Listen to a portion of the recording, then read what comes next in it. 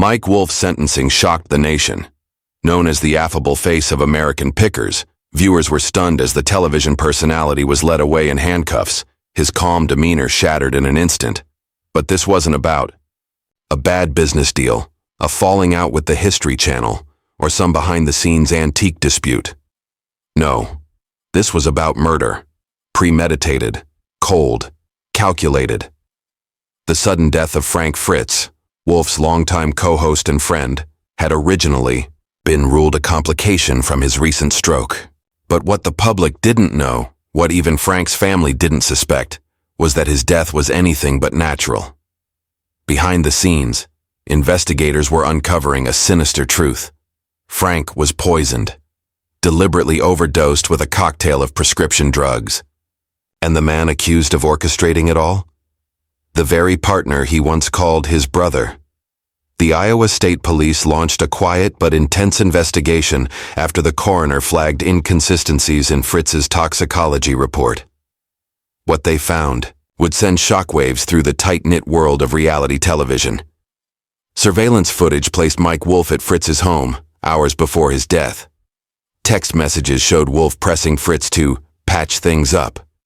But the most damning evidence, Wolfe's fingerprints on medication bottles containing lethal dosages, and a hidden journal detailing resentment, betrayal, and a plan to protect his legacy at all costs. It was clear. This was no accident. This was a revenge killing, fueled by greed, motivated by jealousy. While fans thought the tension between the duo was just clever TV editing, those closest to them knew better. Production crew members testified that Wolfe had become increasingly controlling after Fritz's health issues. He cut Frank out of key decisions, isolated him from the community they'd built, and even began lobbying the network to make him the sole face of the show. But perhaps the most heartbreaking testimony came from Danielle Colby, the show's beloved co-star.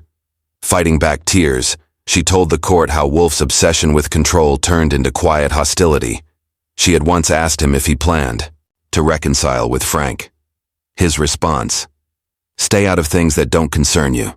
During the trial, prosecutors painted a picture of a man who used charm as camouflage. They presented Wolfe's internet history, searches like "How to make a death look like stroke complications" and "Are toxic drug interactions traceable after death?" His calm demeanor began to crack under cross-examination, and when asked directly if he gave Fritz the drugs, Wolfe erupted. "You have no idea what it's like to build something from nothing and watch someone else take credit," he shouted, the courtroom stunned into silence.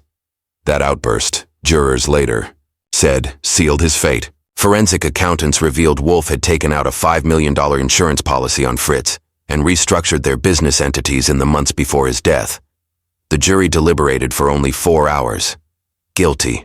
Life without parole. But what came next no one could have predicted.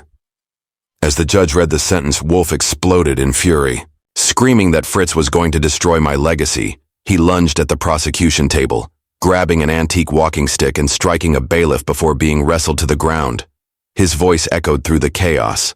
Accusations, grief, madness, all spiraling into a final terrifying outburst.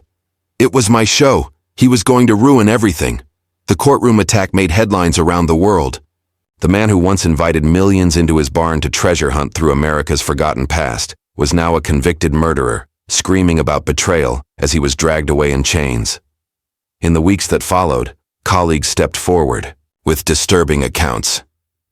Behind his affable exterior, Wolfe was described as paranoid, domineering, and increasingly unhinged. Sponsors pulled out.